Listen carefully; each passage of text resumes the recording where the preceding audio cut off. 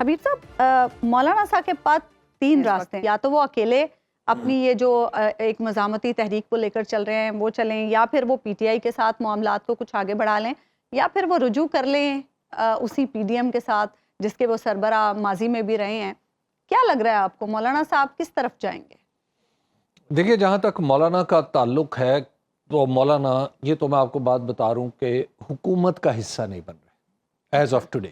اچھا، ٹھیک ہے، ایسا نہیں ہو رہا کہ مولانا اگر شہباز شریف صاحب کی باتوں میں ان سے متاثر ہو کر فوری طور پر حکومت میں جانے کا فیصلہ کر لیں۔ مولانا کے سامنے یہ آپشن نہیں ہے، یہ بات ذہن میں رکھیں۔ دو آپشنز ہیں، یعنی ہم یہ تیسرا مولانا حکومت میں نہیں جا رہے، ٹھیک ٹھیک، اور انہوں نے شہباز شریف صاحب کو بھی یہی بتایا ہے اور بڑی محبت سے بتایا ہے کہ جناب آپ ہمارے دوست ہیں اور ہماری بڑی پرانی دوستی ہے، لیکن آج کل آپ کے چونکہ اور بھی دوست ہیں تو آپ ان دوستوں کے ساتھ اپنی دوستی کے تقاضے نبھائیں۔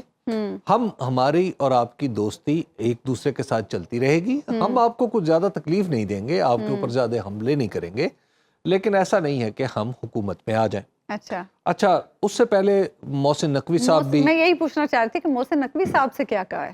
دیکھیے محسن نقوی صاحب بھی، پہلے تو آپ اس صورتحال کو سمجھ لیجئے کہ محسن نقوی صاحب ہوں یا شہباز شریف صاحب، یہ دونوں ایک ہی بلب کی روشنی کی مختلف کرنیں۔ اچھا، ٹھیک ہے نا؟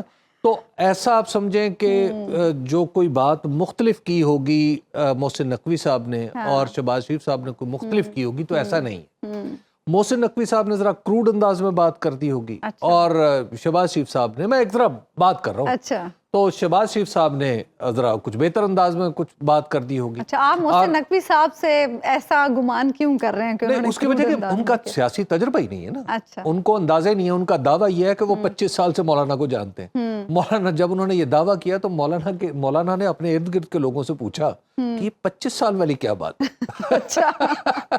تو خیر باقی اب سب ہنس پڑے اس بات پہ، جس طرح آپ ہنس پڑی تو وہ بات آئی گئی ہوگی، لیکن ظاہر ہے اب کوئی اگر کہے وزیر داخلہ بھی ہو، نہیں اب دیکھیے جب کوئی شخص یکا یک اٹھے، پہلے وہ پنجاب کے سب سے بڑے صوبے کا چیف منسٹر لگے، آیا ہو 70 دن کے لیے، سال سے زیادہ عرصہ گزار جائے، پھر وہ الیکشن لڑے، ایک ایسا الیکشن جس میں وہ نگران وزیر اعلیٰ ہے اور پی سی بی کا چیئرمین بن جائے، اور پھر بغیر کسی تگ دو کے وہ وزیر داخلہ بن جائے اور پھر سینٹر بھی بن جائے، تو ایسا شخص جو بھی کہے پاکستان کے ماحول کے مطابق اس پہ یقین کر لینا چاہیے۔ اچھا ٹھیک ہے، تو مولانا فضل الرحمان چونکہ مسرت پسند آدمی ہے تو انہوں نے 25 سال والی بات پہ یقین کر لیا کہ اچھا چلو 25 سال سے تم ہمارے واقف ہو تو ٹھیک ہے۔ ایک تو یہ بات، دوسری انہوں نے جو پی ٹی آئی کے ساتھ جو مولانا کا معاملہ ہے نا، ایک تو یہ بات سمجھ لیجئے کہ محسن نقوی صاحب کسی کے تار شمار میں نہیں،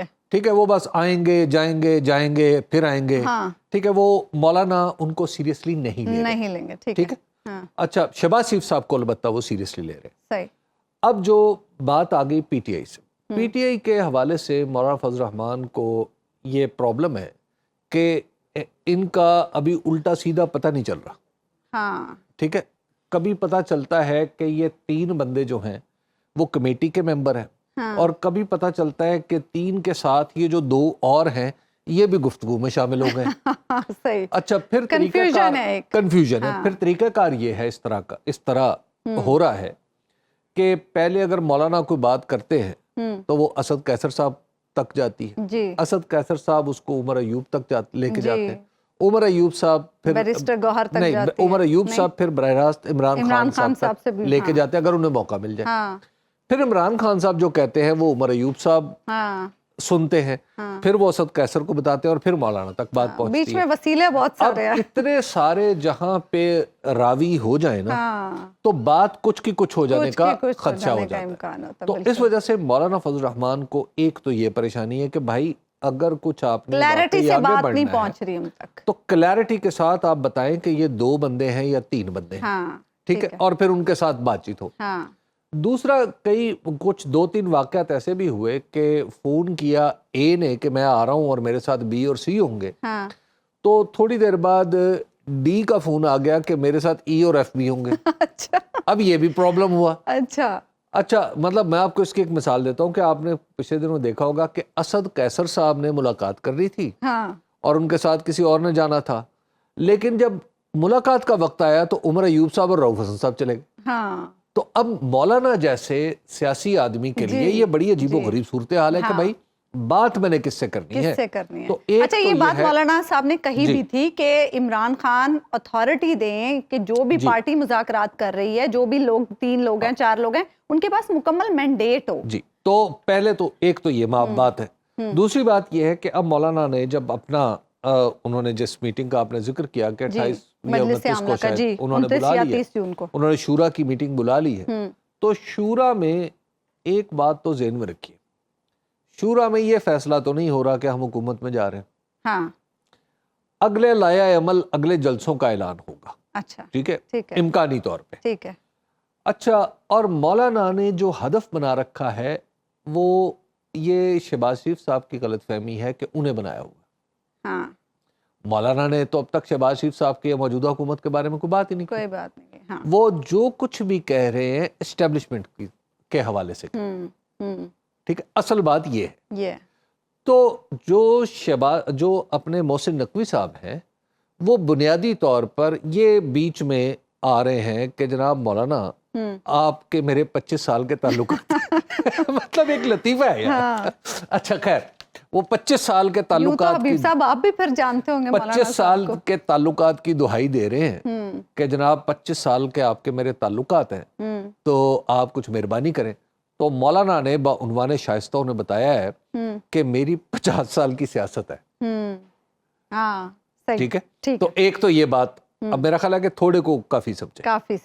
जब मोहसिन नकवी साहब का मिशन नाकाम बल्कि बुरी तरह नाकाम हो गया तो उसके बाद फिर शहबाज शरीफ साहब को बीच में आना पड़ा। अब शहबाज शरीफ साहब से उन मौलाना के पुराने ताल्लुकात हैं। हाँ। और शहबाज शरीफ साहब ने भी उन्हें रिक्वेस्ट एक ही की है। क्या? वो ये है कि मौलाना जहां रहें खुश रहें। हाँ। लेकिन हदफ के लिए मेरा सीना जो हाजिर है। अच्छा, ठीक है। तो मौलाना ने कहा कि नहीं, आप तो हमारे अजीज दोस्त हैं। हाँ। आप पे पत्थर फेंकते हुए हमें कुछ थोड़ा सा सोचना पड़ेगा। लेकिन बहरहाल हमारा जहां निशाना है वहीं है। हमारा निशाना वहीं तो अब जब आप जरा देखिए कि मौलाना अगर उस तरफ नहीं जाते और पीटीआई से उन्हें कुछ प्रॉब्लम्स लॉजिस्टिक के प्रॉब्लम आ रहे हैं। हाँ। ठीक है, अंडरस्टैंडिंग के प्रॉब्लम आ रहे हैं। हाँ। अब कुछ थोड़ा सा शक ये भी है मौलाना को कि जिनको मौलाना ने हदफ बनाया हुआ है कहीं उनके मुतासरीन कहीं कोर कमेटी में पीटीआई की मौजूद तो नहीं है। ठीक है, तो ये भी एक बहुत सारी चीजें मौलाना को देखनी पड़ेगी, सोचनी पड़ेंगी। तो लेकिन मौलाना फिलहाल उनका हदफ वही है। हाँ। मौलाना पीटीआई के साथ अभी फौरी तौर पर कोई मुआहिदा करते हुए मुझे नजर नहीं आ रहा। ठीक है।